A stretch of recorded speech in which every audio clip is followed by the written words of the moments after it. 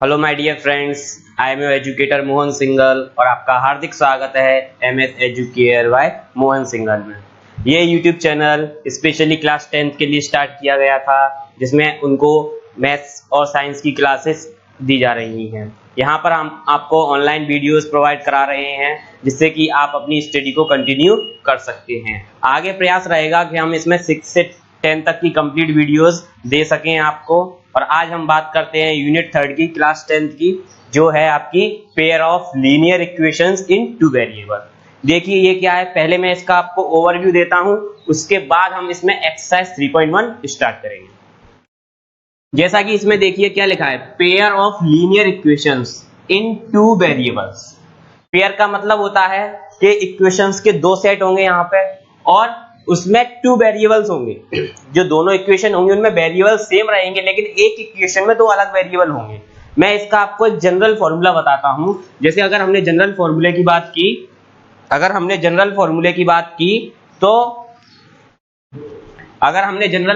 बात की तो इसका जनरल फॉर्मूला होगा a1x plus b1y plus c equal 0, a2x plus b2y plus c equal 0।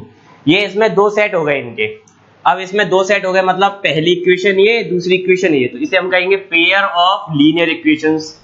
फिर क्या लिखा है, इन टू वेरिएबल्स। इन टू वेरिएबल्स का मतलब दो वेरिएबल हैं, एक वेरिएबल x है, दूसरा वेरिएबल y है।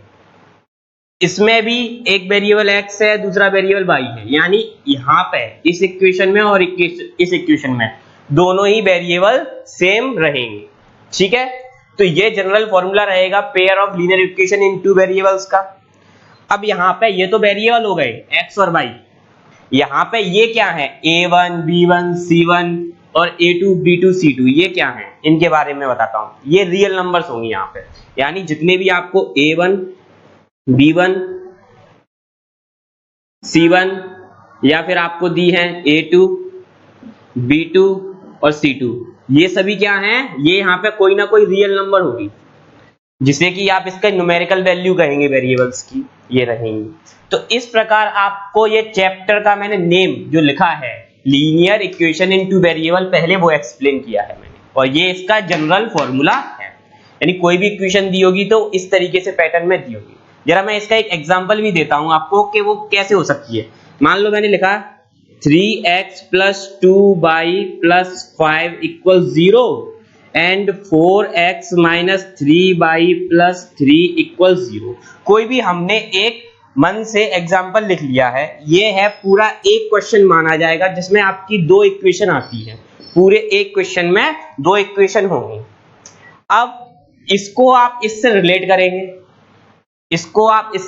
करेंगे, तो रिलेट करने पे आप देखिए जरा, x तो हट जाएगा, तो a1 यहाँ पे कितना होना चाहिए 3, b1 कितना होना चाहिए, पहली इक्वेशन के लिए b1 होगा 2, c1 कितना होगा 5। इस सेकंड इक्वेशन की बात करेंगे तो उसके लिए a2 b2 c2 आएगा। तो सेकंड इक्वेशन में जाइए, a2 कितना होगा 4, b2 कितना होगा -3 और c2 कितना होगा 3। इस प्रकार ये रियल नंबर्स इनके लिए हो जाएंगे। तो अगर आपको कोई भी इक्वेशन दी है तो उस इक्वेशन को आप इस तरीके से रिप्रेजेंट करेंगे, उसकी वैल्यूज को इस तरीके से फाइंड करेंगे। अब बढ़ते हैं इसमें आगे का जो कंसेप्ट है उसकी तरफ, कि आखिर ये जो टू वेरिएबल इक्वेशंस हैं इनको आप कैसे सॉल्व करेंगे, किन मेथड से सॉल्व करेंगे। तो इसमें दो टाइप की मेथड आपको पढ़ना रहेंगी, एक तो ग्राफिकली और एक एल्जेब्रिकली। अगर हम बात करें ग्राफिकली की, तो ग्राफिकली इक्वेशन जो हम सॉल्व करेंगे उसमें हम वैल्यूज को पुट करेंगे, और ग्राफिकली जो होगी उसे आप 9th क्लास में भी ग्राफ के जरिए कर सकें। जैसे कि आपने पहले इक्वेशन है, उस इक्वेशन में कोई वैल्यू रख ली इस तरीके से बॉक्स बनाकर, जिसमें हम x और y की वैल्यूज फाइंड करते थे। तो इसमें आपको दो सेट रखने पड़ेंगे, ये फर्स्ट इक्वेशन के लिए हो जाएगा, ये सेकेंड इक्वेशन के लिए हो जाएगा। यहां से आप इनकी वैल्यूज निकालेंगे, उन वैल्यूज को आप ग्राफ में प्लॉट करेंगे। तो ये वाली जो प्रोसीजर है आपको एक्सरसाइज 3.1 और 3.2 में करना रहेगी ग्राफिकली। ठीक है, अब ग्राफिकली में लाइंस जाएंगी ऐसे, तो उन लाइंस का क्या रूल है, क्या होते हैं वो लाइंस, किस तरीके से रहेंगी, उनके बारे में देखिए। जैसे दो लाइन है, अगर दोनों लाइन आपस में इंटरसेक्ट कर जाती हैं तो हम कहेंगे उन्हें इंटरसेक्टिंग लाइंस। यदि वो इंटरसेक्ट नहीं कर रही हैं, एक दूसरे के पैरेलल जा रही हैं, तो हम उन्हें कहेंगे पैरेलल लाइंस। और एक लाइन दूसरे पे आ जाती है, कंप्लीटली इसको कवर कर लेती है, तो उसे हम कहेंगे कोइंसाइड लाइंस यानी कोइंसिडेंट। देखिए जैसे मैंने ग्राफ बनाया, उस ग्राफ में ये पोजीशन आ गई, ये इक्वेशन फर्स्ट की लाइन है, ये इक्वेशन सेकंड की लाइन है, तो इस पोजीशन को कहा जाएगा इंटरसेक्ट एट पॉइंट,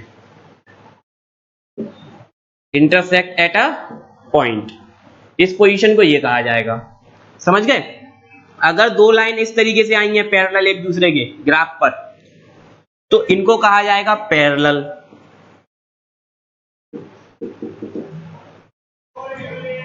और अगर एक लाइन आपने ये बना दी, ये बनाने के बाद आपको दूसरी लाइन भी इसी पर आ रही है, दूसरी लाइन भी इसी के ऊपर आ रही है, तो उसे कहेंगे कोइंसाइड लाइन।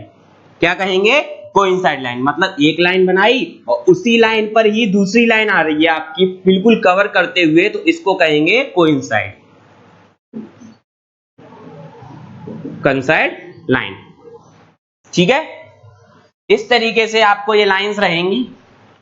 और अब इसमें हम आगे की बात करते हैं, तो अलजेब्रिक के मैं नेम बता देता हूं कि अलजेब्रिक मेथड कौन कौन सी आपको पढ़नी रहेंगी। तीन टाइप की अलजेब्रिक मेथड आपको पढ़नी रहेंगी। एक तो सब्स्टिट्यूशन मेथड, दूसरी एलिमिनेशन मेथड, तीसरी क्रॉस मल्टीप्लिकेशन मेथड, जिन्हें हम आगे की एक्सरसाइज में 3.3, 3.4, 3.5 और उससे आगे 3.6 इनमें सॉल्व करेंगे। अब इसमें कुछ कंडीशन बनती है इन इक्वेशंस को लेकर, तो वो कंडीशन मैं यहाँ बोर्ड पे लिख रहा हूं, वो बहुत इंपॉर्टेंट है इस यूनिट के लिए, उन्हें ध्यान से देखिएगा। वो कंडीशन ही आपकी इस पूरी यूनिट को सॉल्व करा सकती है, और मोस्ट ऑफ द क्वेश्चन उन्हीं से बनते हैं, तो ध्यान से देखिएगा जरा, मैं वो यहाँ पे लिखने जा रहा हूं। अब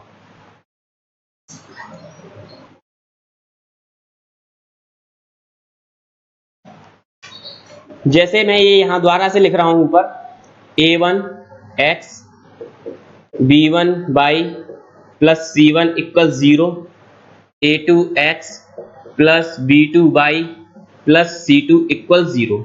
यानी कोई इक्वेशन, आपको दो इक्वेशन दिए इस तरीके से। अब वो अगर आपको नहीं समझ में आ रहा हो कि कोई दो इक्वेशन क्या दिए, तो मैं उनके दो एग्जांपल भी यहाँ लिख देता हूँ। मान लीजिए आपको 2x plus 3y plus 4 equal 0 दिया हुआ है, और दिया है 3x plus 4y plus 5 equal 0 ये दिया हुआ है।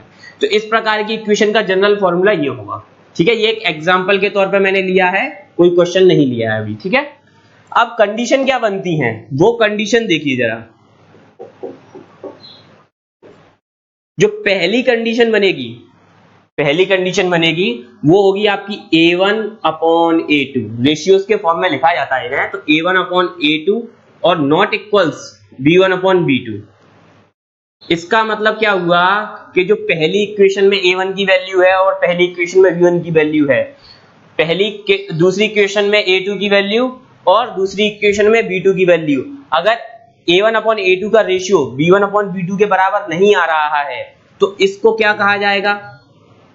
इसको एक तो यूनिक सॉल्यूशन कहा जाएगा, यूनिक सॉल्यूशन। दूसरा इसे इंटरसेक्ट एट पॉइंट कहा जाएगा, इंटरसेक्ट एट पॉइंट कहा जाएगा, इंटरसेक्ट एट पॉइंट। और तीसरा इसको कहा जाएगा इनकंसिस्टेंट, सॉरी, तीसरा इसको कंसिस्टेंट कहा जाएगा, तीसरा इसको कंसिस्टेंट कहा जाएगा। तो मतलब अगर आपसे पूछे कि कंसिस्टेंट की कंडीशन क्या है, तो ये होगी, इंटरसेक्ट एट पॉइंट की कहा जाए तो ये होगी, और यूनिक सॉल्यूशन के लिए कहा जाए तो ये कंडीशन बनेगी। अब देखिए दूसरी condition, a1 upon a2 equals b1 upon b2 not equals c1 upon c2। अगर ये कंडीशन बने तो इस कंडीशन के लिए ये क्या होगी? ये हो जाएगी नो सॉल्यूशन। एक तो नो सॉल्यूशन मतलब आपको इसके सॉल्यूशंस नहीं मिल पाएंगे, और यूनिक सॉल्यूशन का मतलब होता है कि इनका एक एक ही सॉल्यूशन होगा, तो नो सॉल्यूशंस। दूसरी इसकी पैरेलल लाइंस बनेंगी,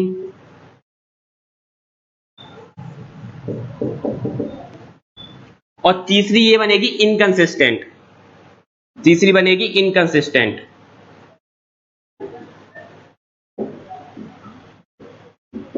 ठीक है, तीसरी बनेगी इनकंसिस्टेंट। तो सेकंड जो कंडीशन होगी, यदि आपको कहीं ऐसा आ रहा है क्वेश्चन में या वो दे रहा है, तो इसके आपके लिए या तो नो सॉल्यूशंस के आंसर हो सकते हैं, अदर टर्म में पैरेलल लाइंस के हो सकती हैं। पैरेलल लाइंस आपके ग्राफिकली पूछा जाता है तब, इनकंसिस्टेंट भी ग्राफिकली पूछा जाता है तब, ये लाइंस के टर्म्स में हो जाता है। इनकंसिस्टेंट का मतलब ये होता है कि आप इसकी वैल्यू नहीं निकाल पाएंगे, कंसिस्टेंट मतलब इसको आगे सॉल्व कर सकते हैं। थर्ड हो जाएगा इसका a1/a2 equals b1/b2 equals c1/c2। अब इसमें क्या करेंगे, देखिए इसमें तीनों ही इक्वल हैं, तो इसके होंगे many more solutions.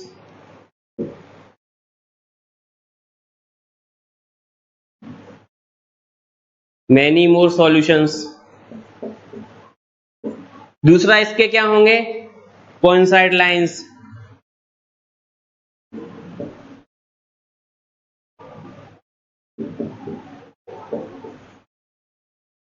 Coincide points होंगे इसके या लाइंस। ठीक है, तीसरा इसका क्या होगा, ये कंसिस्टेंट होगा बट डिपेंडेंट होगा, तो डिपेंडेंट कंसिस्टेंट।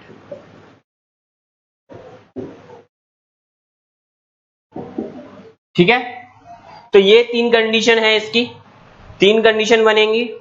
या तो आपसे ऐसे पूछ ले कि यूनिक सॉल्यूशन की कंडीशन बताइए तो ये होगी, आपसे पूछ ले इंटरसेक्टेड पॉइंट की कंडीशन बताइए तो ये होगी। इस तरीके से आपसे किसी भी टर्म में ये पूछ सकता है। तो ये आपके लिए बहुत इंपॉर्टेंट है इस यूनिट थर्ड के लिए। आप इसका स्क्रीनशॉट लीजिए, आराम से इसे नोट कर लीजिए, और फिर इसके बाद हम करेंगे एक्सरसाइज 3.1। आई होप यहां तक आपको समझ में आ गया होगा।